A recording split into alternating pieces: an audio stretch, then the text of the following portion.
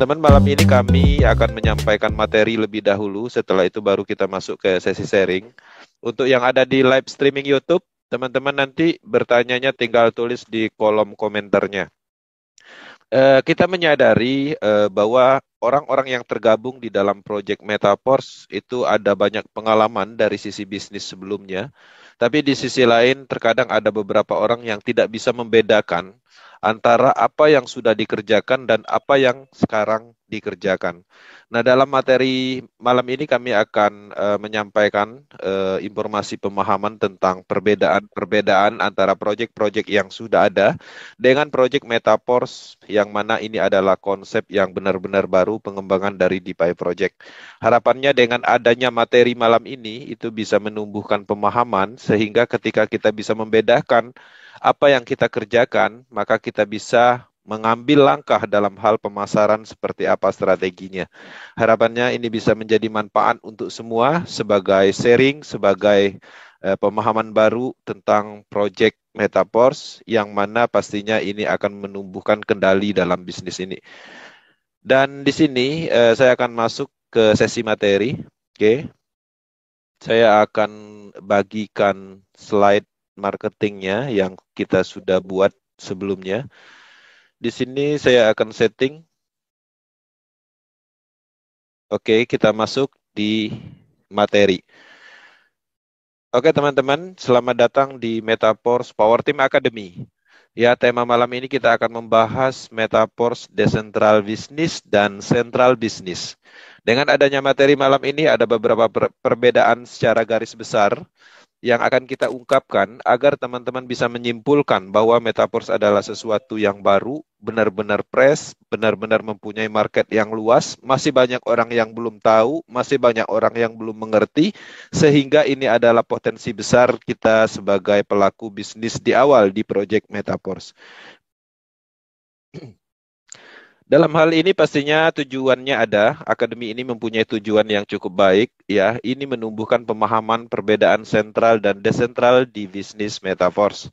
Teman-teman juga bisa melihat kelebihan dari bisnis sebelumnya untuk menambahkan keyakinan bahwa kita sedang mengembangkan sistem yang sangat kuat secara sistem dan teknologinya cukup hebat. Metaverse adalah proyek DeFi yang dengan sistem pemasaran yang belum pernah ada dalam sejarah bisnis pemasaran sebelumnya.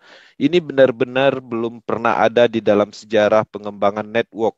Ya, sebuah sistem dibuat untuk mengembangkan banyak project DeFi, banyak platform, banyak elemen. Yang pada umumnya suatu sistem hanya mengembangkan beberapa produk, ya, tapi di sini kita mengembangkan dalam hal skala penuh semua yang berhubungan dengan DeFi project. Akademi yang telah kita luncurkan cukup banyak, teman-teman bisa mengulang di YouTube channelnya Power Team. Dan dalam hal ini kita akan melihat dari sisi sistemnya dulu, teman-teman. Kita sudah menjalankan sentral bisnis cukup lama dan beberapa orang mungkin sudah puluhan tahun di dalam pengembangan bisnis sentral. Nah, tapi di sisi lain ada beberapa orang yang tidak melihat secara sistemnya apa yang sedang mereka lakukan selama puluhan tahun. Nah, di sini kita bisa melihat sentral bisnis mempunyai sistem seperti ini pada umumnya, ya, dengan pengembangannya. Nah, ini adalah binary system yang mempunyai sistem dua kaki, yang mana ini konsep ini adalah bina kiri dan bina kanan. Uang besarnya adalah di bonus pasangan. Nah, harapannya teman-teman bisa melihat pola ini. Pola ini berpotensi menjadikan sistem itu bubble, ya, membentuk piramida sistem karena sistem ini berkelanjutan terus-menerus ke bawah dan pastinya menguntungkan orang atas. Nah, di sini kita bisa melihat bahwa central business yang menggunakan binary system itu pada intinya menguntungkan satu orang yang di atasnya, ya, yaitu ownernya atau sistem intinya, yaitu perusahaannya atau owner tertentu. Kemudian selain dari itu kita juga kerap menjalankan atau mengembangkan bisnis sentral dengan pola sistem matahari, ya, yang mana kita tertitik di satu, kemudian kita bisa merekrut sebanyak mungkin. Nah, tapi di sisi lain, di sini tetap aturan mainnya adalah upland, ya tetap upland dan terus berkelanjutan. Yang mana teman-teman bisa melihat potensi bonusnya biasanya di bonus sponsor yang cukup besar dan bonus kedalaman level. Dan pastinya di titik pertama adalah titiknya perusahaan, bahkan bukan hanya satu, terkadang ada banyak. Oke, nah selain dari itu juga teman-teman mungkin ya tanpa disadari ada yang menjalankan sistem trinary. Trinary ini adalah pengembangan dari binary, tapi di sisi lain tetap mempunyai unsur yang selalu tertuju ke atas, menguntungkan perusahaan, menguntungkan founder, orang yang paling pertama bergabung. Nah, konsep seperti ini saya rasa cukup tidak adil dalam hal pemasaran karena pada dasarnya kita mengembangkan bisnisnya, terkadang kita memajukan suatu perusahaan atau seseorang. Nah, dalam hal ini keadilannya tidak ada, dalam hal tidak standar, tidak setara dengan pemasaran yang ada di lapangan. Nah, jadi kita bisa melihat pola yang kita jalankan saat ini. Metaverse menggunakan sistem yang sangat berbeda. Tidak ada kesamaan dengan sistem yang sudah ada, yaitu matrix system, sebuah penemuan oleh Lado Oktanikov. Dia menemukan logika pemasaran. Sebenarnya ini adalah logika pemasaran dalam hal ini adalah program smart contract. Program smart contract ini adalah sistem matrik untuk bisnis. Setiap orang yang memiliki sistem artinya dia mempunyai sistem seutuhnya untuk mengembangkan bisnisnya.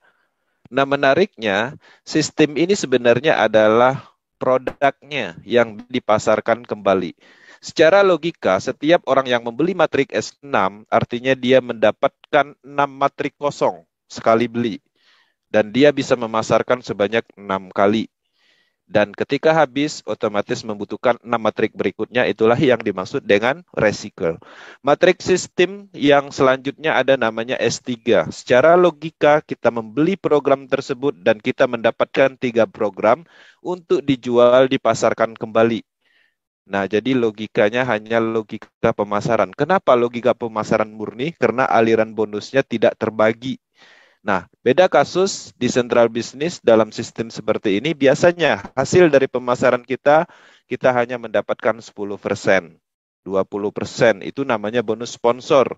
Kalau ini bukan bonus sponsor, tapi bonus pemasaran langsung, karena polanya 100% aliran dananya ke mitra. Nah, selain dari itu juga ada pengembangan matrik yang lebih rumit, ya, matrik berikutnya. Ini juga sistem baru yang belum pernah ada, yang terdiri dari 5 orbit, 62 titik, di setiap titik ada 15%. Setiap orang yang memasarkan, dia akan mendapatkan 15% bonus matrik dan 10% bonus referral. Sisanya kemana? Sisanya tidak diberikan ke Lado Oktanikov, tapi dialirkan ke mitra yang lain. Polanya hanya itu, konsep sistem matrik yang didesain untuk berbagi sesama mitra. Nah, dalam kasus ini pasti ada perbedaan yang jelas aliran dananya. Aliran dananya semuanya terbagi ke sesama mitra. Di sini aliran dananya pastinya kita sedikit dan diberikan kepada rekening terpusat, yaitu perusahaan dan owner. Sistemnya seperti itu. Jadi sangat berbeda sekali dengan sistem yang dulu pernah kita jalankan dengan sistem yang sekarang kita jalankan. Sampai di sini harapannya bisa dipahami dalam hal sistem. Oke. Dari sisi produk, teman-teman mungkin Indonesia kita selama ini menjalankan bisnis sentral, ya pastinya kerap dengan produk-produk seperti ini. Produk fisik, produk yang bisa disentuh, produk nyata, yang mana ini adalah umum tradisional produk, ya. Nah, dalam hal ini pastinya dengan adanya perbedaan ini teman-teman bisa melihat ternyata produk fisik itu ada di sentral bisnis pada umumnya dan produk program aset digital aset ada di Project Metaverse.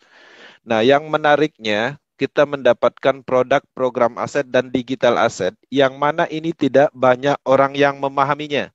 Karena ini adalah produk yang dihasilkan dari blockchain. Nah, dalam hal ini pasti beberapa orang yang berpikiran negatif sulit dikembangkan karena produknya tidak familiar. Kita harus menyampaikan teknologinya, polanya, manfaatnya, dan lain-lain. Nah, berbeda kasus dengan produk yang familiar seperti ini lebih gampang dipasarkan, tapi secara pendapatan aliran dana sebenarnya kita adalah sales. Karena pada dasarnya kita memasarkan produk-produk menggunakan sistem yang telah ditentukan. Dan ada pembagian hasil yang mana pastinya hasil terbagi kepada yang punya proyek. Nah, dalam hal ini teman-teman bisa melihat perbedaan dari sisi produknya. Metaforce mempunyai produk utamanya yaitu program aset, yaitu sistem bisnis tadi. Tekstil ada 12 level, Universe ada 9 level. Nah, ketika teman-teman memiliki produk utama berupa program ini, teman-teman bisa memasarkan dan distribusinya menggunakan smart contract. Selain dari itu juga, ada produk-produk lain yang terhubung dengan program utamanya atau produk utamanya yaitu digital asset. Ya, DAI stablecoin, alat transaksinya teman-teman akan dapatkan, kemudian ada token energi, ada Coin, ada NFT. Ini aset digital. Aset digital yang familiar seperti Bitcoin, Ethereum itu namanya aset digital. Tidak bisa disentuh tapi mempunyai nilai, mempunyai manfaat, mempunyai fungsi, membuat orang kaya dan ada di seluruh dunia dan semua orang percaya. Itulah yang dimaksud dengan digital asset. Oke. Nah, secara radius, digital asset mempunyai kemampuan untuk menyentuh seluruh dunia, tapi produk fisik hanya menyentuh di beberapa negara, maksimal 3 sampai 4 negara, artinya tidak bisa mengglobal secara besar-besaran secara market karena produk seperti ini membutuhkan yang namanya legalitas, ya, badan hukum dan segala macamnya karena ada sentralnya. Nah, di Metaverse kita mempunyai kebebasan untuk memasarkan ini, semua orang bisa menuju ke market manapun. Ini menarik karena ada perbedaan dari sisi produknya. Oke, dalam hal produk teman-teman harus memahami betul ada perbedaan antara produk fisik dan digital asset. Oke, ini clear masalah perbedaan tentang produk. Nah, kemudian teman-teman juga bisa melihat dari perbedaan aliran dana. Oke. Nah, di sini kita melihat ada aliran dana yang di central business. Kalau kita pahami, itu dananya terpusat dan dikontrol. Orang-orang ini bergabung, mengeluarkan uang, uangnya masuk dulu ke sini. Oke. Nah, ketika orang-orang ini mendapatkan bonus, pendapatan atau bonus yang mereka dapatkan nanti pusatnya dari sini, dikontrol, dibagikan dari ownernya. Nah, pada dasarnya bisnis seperti ini artinya ada pihak ketiga yang mengendalikan dana tersebut, ya. Nah, artinya di sini ada resiko karena ada dana di pihak ketiga. Oke, teman-teman bisa melihat ketika sentral bisnis pasti ada pengumpulan dananya. Nah, dalam hal mendapatkan bonus tetap kita meminta dalam hal pencairannya dan nanti akan di-approve dari pihak ketiganya. Nah, berbeda kasus dengan Metaverse. Metaverse, setiap pendapatan yang kita dapatkan, distribusinya bersifat langsung, peer-to-peer, ya, menggunakan perjanjian dari kontrak pintar atau smart contract. Nah, dalam hal ini kita dibantu oleh teknologi blockchain yang namanya itu pengembangan dari smart contract.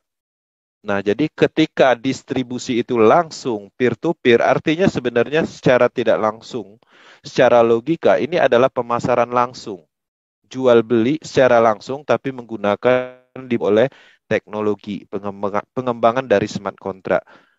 Nah, jadi secara aliran dana jelas bahwa di sini tidak ada unsur sentralnya atau dikumpulkan dulu. Misalnya seluruh orang yang bergabung di Metaverse dananya dikumpul dulu ke Lado.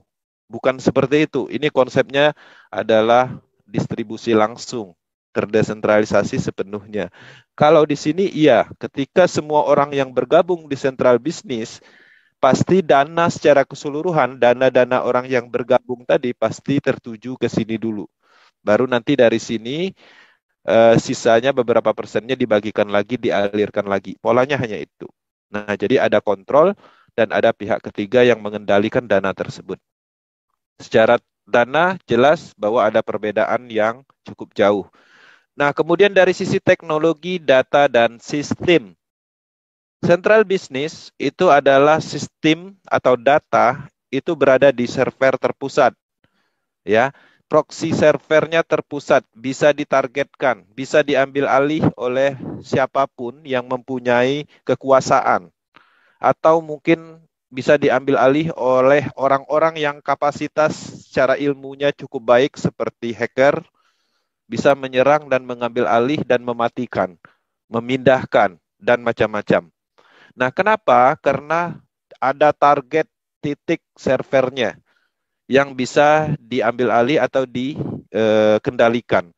Nah, ini berbeda sekali dengan sistem yang ada di Metaverse. Metaverse itu sifat datanya adalah menyebar.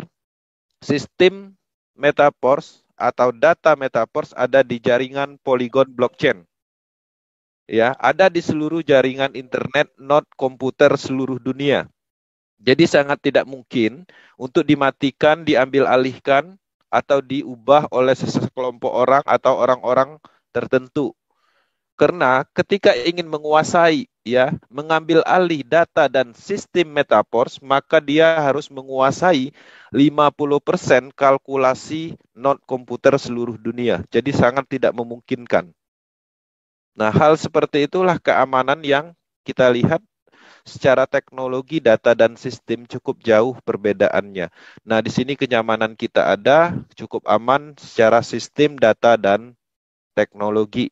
Jadi sangat tidak mungkin dimatikan oleh sekelompok orang, yurisdikasi tertentu, bahkan si pembuat ide tidak bisa menghentikan program yang sudah ada di smart contract di blockchain Polygon.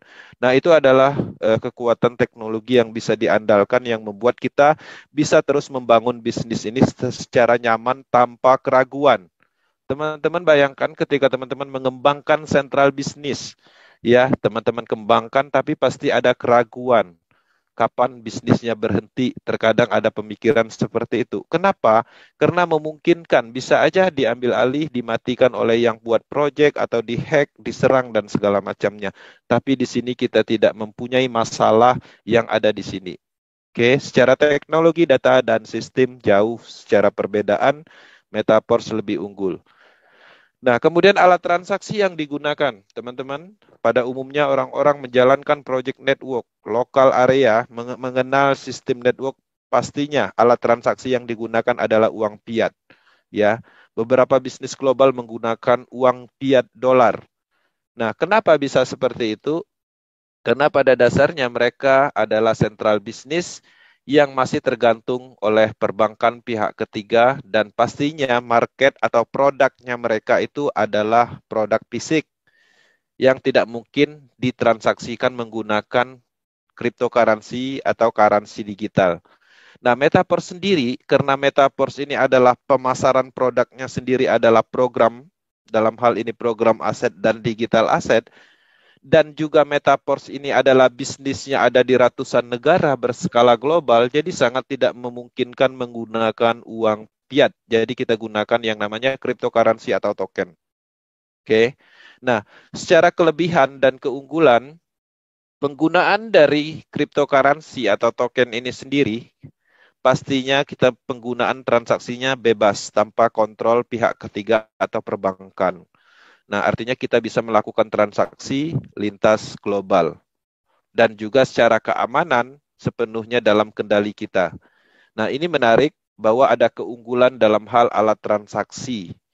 Ya, teman-teman bisa melihat ada perbedaan alat transaksi, central business, dan metaverse. Nah, kemudian transparansi, perbedaannya.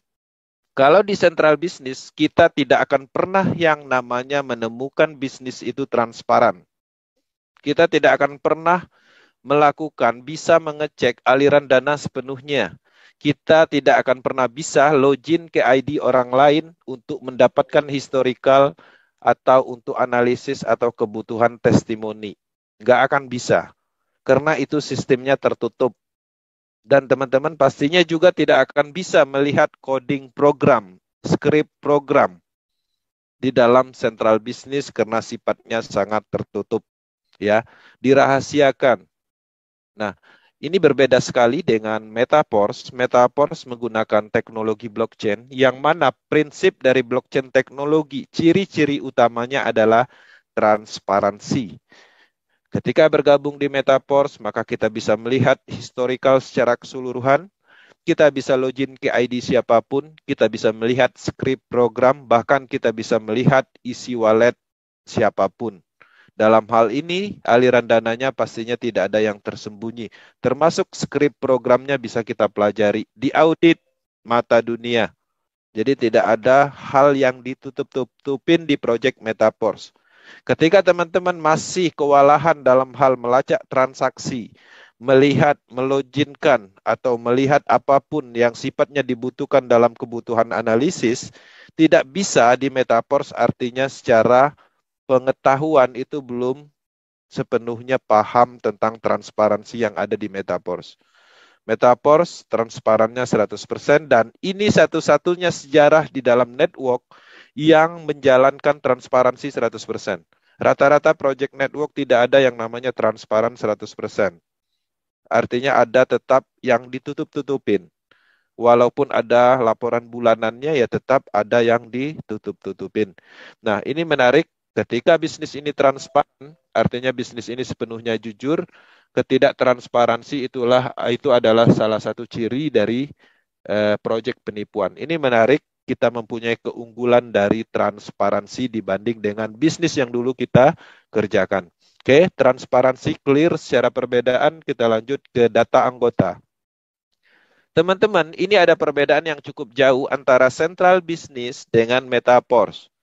Teman-teman, ketika kita menjalankan suatu proyek central business dahulu, pada saat kita melakukan pendaftaran, kita harus input nama, data KTP, alamat, nomor handphone, macam-macam. Dan semua data itu di database-nya si pembuat proyek, perusahaan tertentu. Artinya, mereka bisa mengakses data pribadi kita. Nah, artinya jelas bahwa central business ada pengumpulan data juga selain pengumpulan dana. Nah, dalam hal ini berbeda sekali dengan Project Metaforce. Metaforce Anonymous, dalam hal ini kita hanya membutuhkan ya aplikasi terdesentralisasi, Trust Wallet, Token Pocket, dan dihubungkan tanpa ada input data, baik itu data pribadi. Di sini juga tidak ada yang namanya pengumpulan data. Oke, secara kelebihan cukup aman ya, perlindungan dari data pribadi ada di Metaforce, artinya kita lebih unggul. Ini perbedaan dari sisi data anggota. Nah, kemudian dari keamanan. Teman-teman, dalam hal keamanan, setiap bisnis ada namanya password, username. Rata-rata seperti itu. Kita loginkan. Nah, dalam hal ini, kita merasa cukup aman dalam hal password. Tapi sebenarnya password ini tetap tersimpan di dalam sentral datanya mereka. Mereka bisa loginkan. Dan saya juga memahami ini karena dulu saya pernah membuat project ya. Dan kita memprogramkan sebuah sistem username, password itu kita punya. Selaku kita yang membuat project walaupun itu rahasia. Artinya akses login ke akun kita itu bukan pribadi tapi bisa diakses oleh perusahaan atau yang membuat proyek. Nah, dari sisi keamanan ini tidak ada sama sekali. Oke, ini berbeda sekali dengan proyek Metaforce. Pada saat teman-teman ingin bergabung di proyek Metaforce, teman-teman harus tahap awal membuat wallet dulu.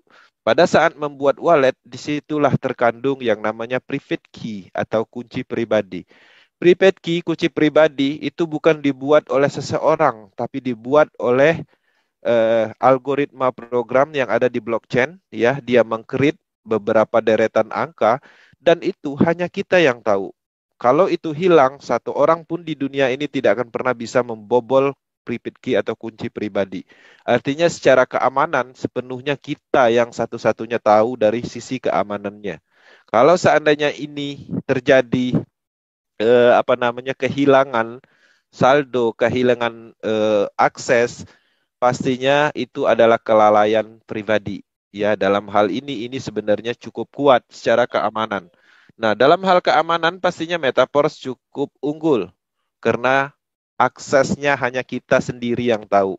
Kecuali kita berikan kepada istri, teman untuk mengetahuinya, mungkin secara keamanan baru terbagi. Tapi pada tahap pendaftaran, pada tahap create, itu cukup aman karena hanya kita yang tahu dan itulah kelebihan dari Project Metaverse. Dari sisi keamanan kita unggul, ya teman-teman bisa melihat perbedaannya. Nah, kemudian di sini distribusi hasil pengembangan dan penjualan. Teman-teman, di dalam pengembangan bisnis pada umumnya, kita menjual produk, paket investasi, aliran distribusi dana ke mitra itu hanya 5%, 10%, 15%, 20%. Anggaplah 20% yang terbagi, 15% bonus sponsor misalnya, 5%-nya dialokasikan untuk reward atau bonus pasangannya. Nah, sisa-sisanya ini kemana? Semuanya dana ini diambil oleh yang buat project. Nah, bisa disimpulkan artinya kita dimanfaatkan, kita memasarkan produk, memasarkan paket-paket investasi. Tapi sebenarnya dananya dikuasai oleh perusahaan, owner tertentu. Nah, bisa dikategorikan bahwa kita bisnis jaringan, tapi kita sebenarnya adalah sales. Sales memasarkan produknya mereka dan kita dapat fee, bahasanya seperti itu. Tapi menggunakan sistem. Sistemnya apa? Binary, trinary. Nah, polanya seperti itu. Nah, di sini ada perbedaan yang cukup jauh karena Metaverse adalah pemasaran juga dan Central Business adalah pemasaran juga. Tapi yang jelas distribusi hasil pengembangan dan penjualannya jauh sekali berbeda. Metaverse 100% itu didistribusikan ke mitra, ya, ke kita. Tidak ada didistribusikan ke Lado Oktanikop. Hari ini, detik ini, berhasil memasarkan tekstil metrik, maka hasil dari pemasaran tersebut sedikit pun tidak diberikan ke Lado Oktanikop selaku orang yang mendevelop program ini. Teman-teman bisa buktikan sekarang, ya, ketika berhasil memasarkan di detik ini, berhasil, dan teman-teman aliran dananya itu sedikit pun tidak diberikan ke Lado Oktanikop. Itu adalah salah satu pembuktian bahwa Lado Oktanikop tidak memanfaatkan kita dalam hal mengambil dari hasil kerjaan kita, pemasaran yang kita lakukan. Ini berbeda sekali kasusnya ketika ada di sini. Teman-teman memasarkan, teman-teman kemudian roadshow, teman-teman Zoom, teman-teman edukasi, memotivasi orang. Tapi yang teman-teman dapatkan 20%, 15%, sisanya ke mereka, ya. Nah, artinya jelas bahwa ada perbedaan yang lebih unggul di sini. Oke, 100% distribusi ke mitra. Kemudian kontrol waktu yang berjalan. Teman-teman sentral bisnis itu tergantung dari kekuasaan atau yurisdikasi. Teman-teman tidak bisa mengandalkan proyek ini ketika teman-teman memahami bisnis seutuhnya. Ketika kita masih mengembangkan proyek orang lain, memasarkan produk orang lain, ikut ponder A, ikut ponder B, teman-teman akan tergantung pada kekuasaan. Yang buat proyek itu adalah kekuasaan, IT program itu adalah kekuasaan, yurisdikasi tertentu itu adalah kekuasaan. Mereka yang menentukan nasib umur dari proyek bisnis itu. Artinya jelas bahwa di sini tidak bisa kita menerapkan komit, konsisten, tidak bisa. Silang. Kita oke mau konsisten di sini. Mau komit di sini. Selamanya ingin menjalankan bisnis ini. Kalau sistemnya dimatikan oleh pemerintah, kita mau apa? Dimatikan oleh yang buat proyek, apakah kita masih mau komit ketika aksesnya tidak bisa lagi?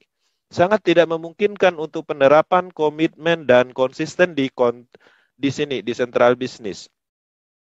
Ini berbeda sekali dengan proyek sekarang yang kita kerjakan. Proyek hebat ini, Metaverse. Selama internet ada, teman-teman bangun bisnis ini dari sekarang, pasarkan dari sekarang, bentuk tim dari sekarang, kembangkan bisnis ini. Maka hasilnya itu selamanya. Teman-teman bisa terus mengembangkan, menjalankan, dan pada akhirnya bisnisnya dalam kendali. Ya, timnya menyebar di seluruh dunia. Ya, tim pemasarannya ada di mana-mana.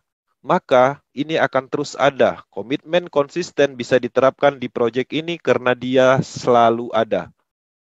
Ini menarik ketika kita menyadari bahwa ketika teman-teman menyadari ingin berbisnis, ini benar-benar mempunyai potensi.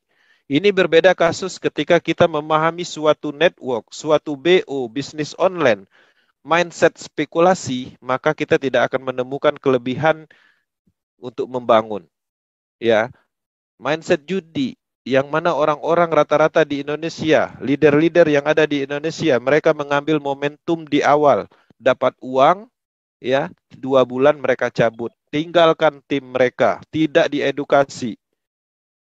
dan setelah 4 bulan sistemnya berhenti. Itu udah tradisi di network Indonesia dan saya dulu dari situ. Kita ambil proyek-proyek baru, ambil manfaat, momentumnya. Ya, kita dapat uang dari perusahaannya, dari hal uang supportnya. Tapi kita merugikan ribuan orang yang mengikuti kita, yang percaya kita. Yang mana kita udah tahu bahwa jalan ceritanya pasti berhenti. Tapi di sini teman-teman, ya terapkanlah komitmen dan konsisten itu bisa.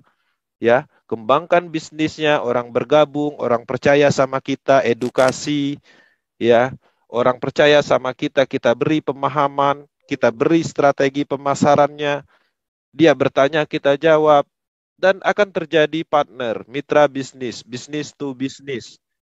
Standarnya adalah statusnya sama.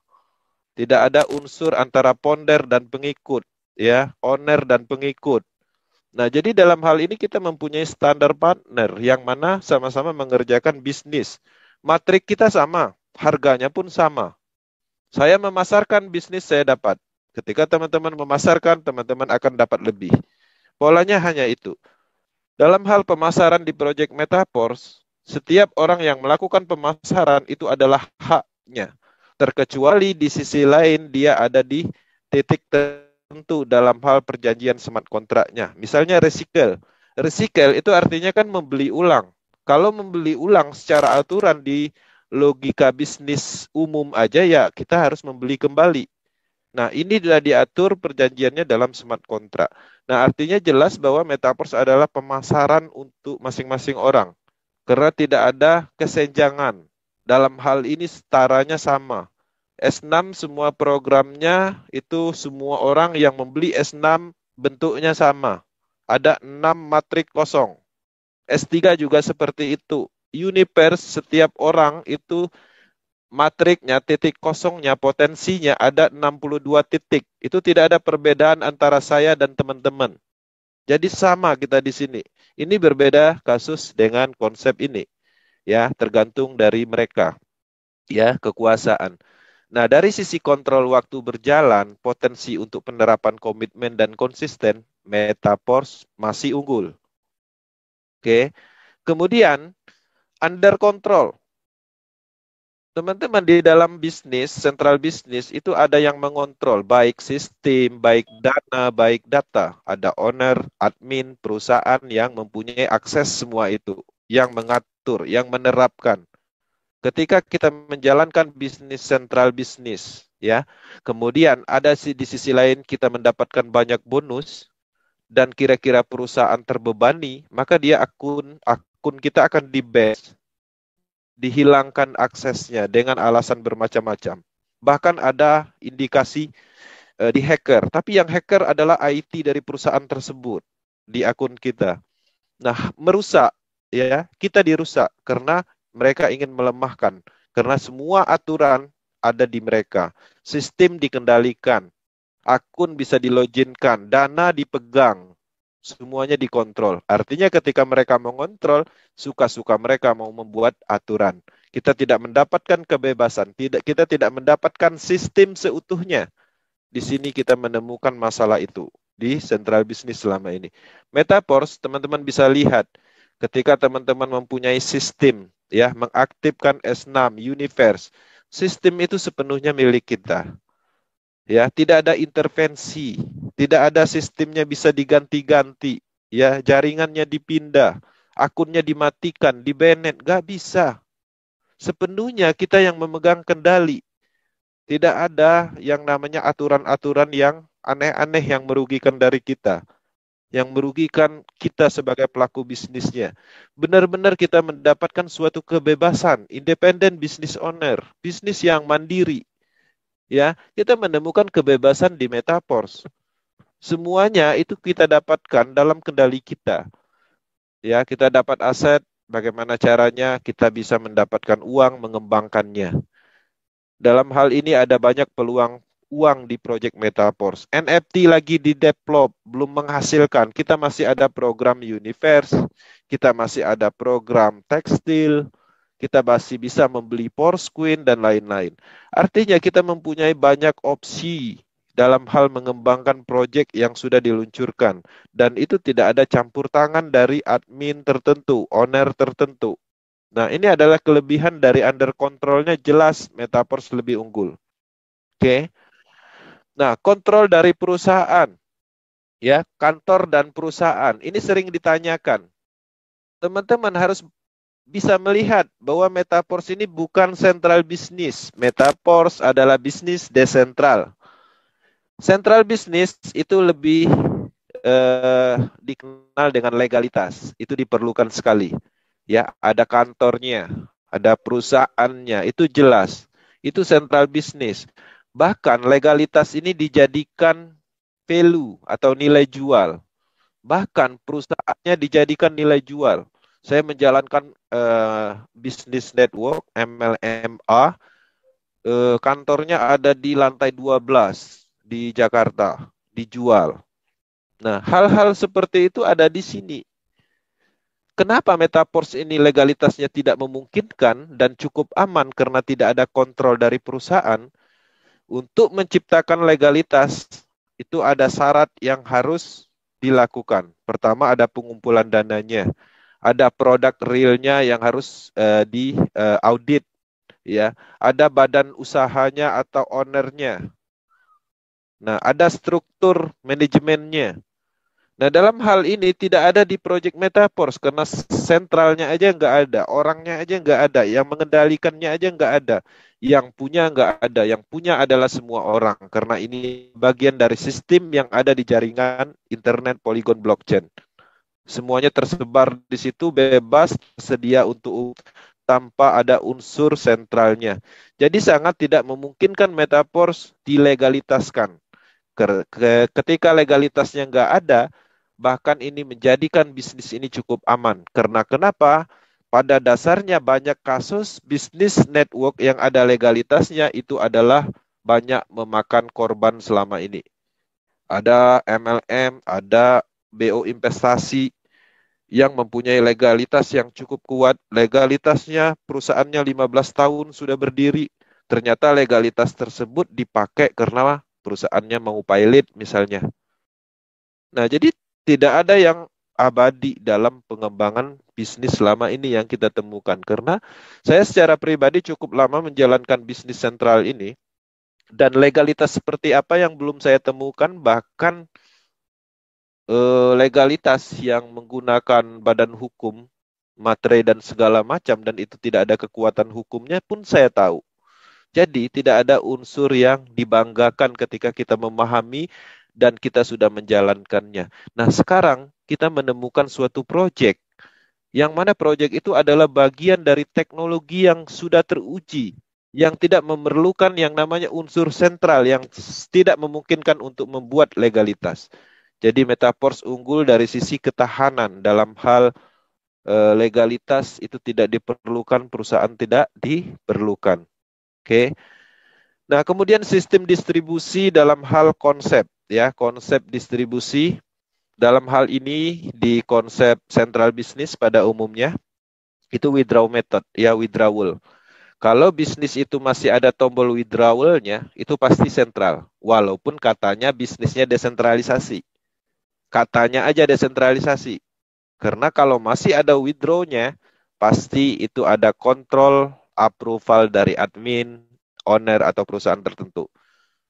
Konsep yang terdesentralisasi sepenuhnya itu tidak ada unsur yang namanya withdraw. Itu harus dicatat. Ya, semua project DeFi itu tidak ada sistem yang melakukan penarikan dalam hal withdraw yang approve admin. Artinya kalau approve admin itu uangnya ada di mereka, nanti kita klik withdraw, mereka yang konfirmasi. Nah, artinya sistem seperti ini masih menggunakan manual konfirmasi pihak ketiga. Nah, di dalam proyek desentralisasi ada konsep withdrawal, tapi itu adalah smart contract dan bisa dicek secara transparansinya. Nah, beberapa kasus di DeFi project sekarang ada penerapan withdrawal, tapi itu murni adalah bagian dari pengembangan algoritma. Nah, Metaverse itu tidak ada proses seperti itu. Ketika teman-teman memasarkan, matrik sistemnya menghasilkan di detik itu juga akan dikirim ke handphone di walletnya masing-masing. Kalau udah masuk handphone, wallet masing-masing artinya udah sah punya kita. Polanya hanya itu. Jadi tidak ada penarikan-penarikan dalam hal klik withdraw, di-approve oleh adminnya, adminnya setuju baru kirim dana. Bukan. Metaverse konsep sistem yaitu smart contract program. Ya, otomatis tanpa ada withdrawal. Jadi instan. Nah, jadi ini adalah salah satu keunggulan, ya. Artinya kita bisa langsung menikmati hasil dari kerja keras kita. Berbeda kalau konsep sentral, bonusnya terkumpul dulu di dalam satu akun, ya. Kemudian kita ingin jadikan rupiah, kita klik withdrawal, iya kalau di-approve. Kalau adminnya mau bayar, karena ada konfirmasi approval dulu. Nah, dalam hal ini kita unggul dari sisi distribusi sistem konsepnya. Oke, teman-teman bisa memahami perbedaannya. Nah, itu adalah bagian dari perbedaan garis besar dan ada banyak perbedaan hal-hal kecil lainnya. Yang terpenting kita memahami unsur dasarnya perbedaan antara sentral bisnis dan bisnis yang sekarang kita kerjakan. Nah, dari kesimpulan dari perbedaan yang sudah dijelaskan, ternyata Metaverse lebih unggul. Artinya, kita cukup yakin proyek ini adalah proyek yang benar. Proyek yang mempunyai unsur kelebihan lebih berlipat-lipat dari yang bisnis yang dulu pernah kita kerjakan. Oke. Nah, itu adalah bagian dari materi malam ini dan selanjutnya untuk informasi terbaru dari news official dalam minggu ini. Teman-teman, sebagai informasi bahwa kontes video yang hadiahnya cukup besar itu sudah terjadi kontes maraton dan sudah ditutup di tanggal 20 kemarin. Oke. Nah, untuk yang sudah mengirim video, nanti akan ada informasi siapa pemenangnya. Ya, teman-teman, nanti ada informasi pemenangnya siapa dan mudah-mudahan kita masuk dalam kategori mendapatkan uang dari sisi kontes ini. Ya, hadiah pertamanya itu cukup besar 150 juta, 10.000 dolar. Hadiah keduanya 75 juta dan ada 52 sama 20 hadiah kecil-kecilnya. Mudah-mudahan kita dapat karena ada kemungkinan banyak potensi walaupun nggak dapat hadiah nomor satu, minimum dapat dua, tiga atau yang lainnya. Nah, dalam hal ini akan ada informasi lebih lanjut siapa pemenangnya nanti ditunggu informasi berikutnya. Nah, sekarang teman-teman bisa mempersiapkan diri untuk masuk di dalam kontes maraton. Ya, kontes yang kedua. Kalau ini lebih ke apa namanya? Video animasi promosi. Kalau ini lebih ke blogger atau menjelaskan. Ya, teman-teman bisa berkreativitas menggunakan alat, tool atau apapun lokasi di sini di kontes yang kedua. Ya, menjelaskan marketing plan universe, menjelaskan potensi Porosquin NFT dengan kamera atau kapasitas yang lebih baik misalnya, teman-teman buat sebagus mungkin dan bisa mengikuti kontes yang kedua dan ini juga hadiahnya luar biasa akan diumumkan secepatnya. Oke, itu informasi dari kontes yang keduanya. Dan kontes ini akan terus ada. Kenapa ini kontes diperlukan? Inilah kehebatan dari Metaverse. Metaverse mempunyai pola pengembangan yang konsepnya adalah terdesentralisasi, bisa dibilang seperti itu. Karena pada dasarnya properti-properti dibentuk bersama-sama dan bisa digunakan oleh siapapun untuk promosi, properti promosi, edukasi, motivasi, dan lain-lain. Bebas kita gunakan. Nah, dalam hal ini, pastinya teman-teman bisa memahami bahwa kita tidak akan pernah yang namanya kekurangan dalam hal properti promosi. Kekuatan dari pemasaran itu adalah promosi. Promosi itu pastinya membutuhkan properti, video, gambar, copywriting, voice, ya, slide, dan banyak lagi. Itu adalah bagian dari properti promosi, termasuk juga testimoni, ya. Itu adalah properti promosi. Termasuk juga bukti transfer orang bergabung, itu juga properti dari pemasaran untuk promosi. Teman-teman harus memahami konsep pemasaran. Pemasaran adalah bagian dari informasi. Teman-teman juga mengkampanyekan, ya, menyampaikan. Unsurnya ada di situ, menarik orang agar orang menghubungi dan bertanya dan pada akhirnya bergabung menjadi mitra bisnis, partner bisnis dalam hal pemasaran di Pi Project Metaverse. Kemudian untuk news berikutnya tentang NFT.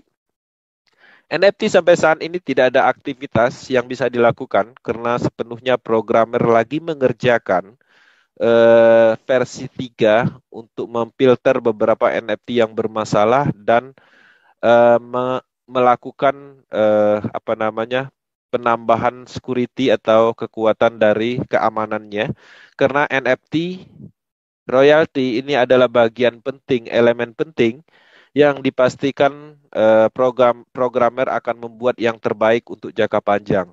Karena ini adalah aset yang akan terus digunakan sebagai pendapatan hasil atau pembagian hasil dari keuntungan ekosistem, maka pastinya NFT ini harus didesain semaksimal mungkin dari sisi algoritma programnya, security-nya, dan macam-macam. Pastinya membutuhkan waktu ya, teman-teman tinggal menunggu informasi berikutnya, maka kita akan ada instruksi bagaimana caranya untuk migrasi ke versi 3. Akan ada informasi lebih lanjut. Dari sini teman-teman bisa melihat dari NFT yang kita punya saat ini, maka kita akan mendapatkan rating dari penilaian filter programnya. Maka NFT kita akan mempunyai nilai 100% bisa langsung masuk ke versi 3, migrasi ke versi 3. 1-99% teman-teman bisa mengkompernya kembali ke Just NFT dengan energi yang sesuai atau bisa menambahkan dengan memasukkan sejumlah DAI, maka teman-teman bisa pergi ke versi yang ketiganya. Kalau 0%, teman-teman juga bisa memasukkan dalam hal penggunaan DAI dan menuju ke versi 3. Maka di sini tidak ada yang dirugikan, filter algoritma programnya akan berfungsi, akan mendeteksi dalam hal keamanan dari NFT yang teman-teman punya nantinya, maka ada rating ya. Dan harapannya kita yang sudah mempunyai NFT mendapatkan rating yang 100%. Semoga dalam waktu dekat kita mendapatkan informasi tentang NFT, karena berdasarkan informasi seharusnya ada pengumuman malam ini, kita lihat nanti. Tergantung dari programmernya, ketika mereka menyatakan semua tes uji cobanya berhasil, maka akan ada informasi lebih lanjut tentang migrasi versi 3. Tapi poinnya jangan ada aktivitas di NFT karena saat ini programnya memang lagi di develop. Oke. Kemudian update Porosquin. Sebagai informasi, Porosquin sudah memasuki distribusi 29%. Tinggal ada sekitar 70% lagi teman-teman bisa memanfaatkan untuk mendapatkan Porosquin dengan harga murah. Saat ini update terakhir informasi harganya ada 0,34 per Porosquin-nya dan ini akan terus meningkat. Dan harga murah hanya bisa didapatkan di fase distribusi ini. Ketika dimarketkan, banyak analisis menyatakan ini adalah potensi harganya akan tinggi. Dan harapannya teman-teman bisa memanfaatkan peluang distribusi ini. Total yang sudah distribusikan ada 136 juta lebih ya. Total supply dari keseluruhan 468 juta ya. 80% didistribusikan melalui program e-Universe. 20% sisanya dari total supply itu dialokasikan, didistribusikan dari TR token dan beberapa program lainnya termasuk Metaverse nantinya. Oke, ini adalah informasi untuk Porosquin. Di sini teman-teman bisa melihat satu DAI stablecoin kita keluarkan, kita mendapatkan 2,88 Meta Porosquin. Ya, jadi ada kursnya di sini dan ini akan berjalan seiring open block ya, open block yang terbuka pada saat microblognya terus berjalan dan pada akhirnya nanti harga terakhir itu di $0,9 sebelum dimarketkan blok terakhir.